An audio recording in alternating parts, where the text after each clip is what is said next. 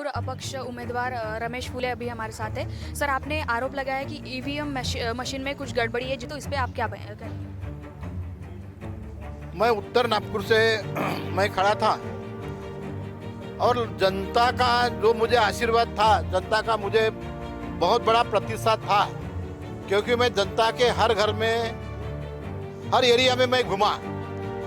तब मुझे लगा कि जनता का मुझे बहुत बड़ा सहयोग है, प्यार है, क्योंकि जनता को यह मालूम है कि ये रमेश फूले उत्तर नागपुर में 40 साल से रहता है और इसने बहुत बड़ी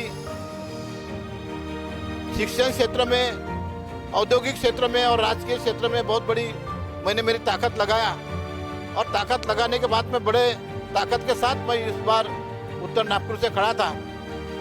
लेकिन जब वोटिंग हुई तब मुझे 113-14 वोट मिले, तो मुझे बड़ा दुख हुआ कि इस देश में जो ईवीएम फैली है और ईवीएम के तहत जितने विरोधक को जो वोट मिले वो पूरे अपने कब्जे में ले लेते हैं।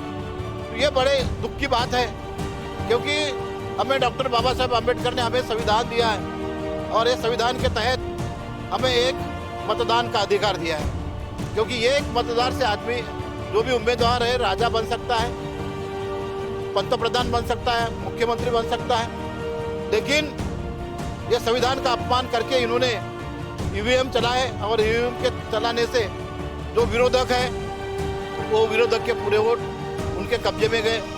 आज भारतीय जनता पार्टी को बहुत बड़ा यश मिला, क्योंकि महाराष्ट्र में हमने जस्ट स्टडी किया है तो पूरे महाराष्ट्र में भारतीय जनता पार्टी आने वाली नहीं थी।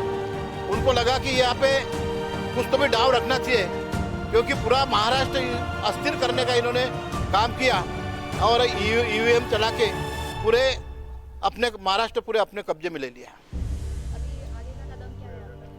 हमारा आगे का कदम यह है कि एक तो बैलेट पेपर पे इलेक्शन लो, नहीं तो हम जन आंदोलन करेंगे, नहीं तो फिर कोर्ट में जाएंगे। बाकी दूसरा उपाय कोई है नहीं।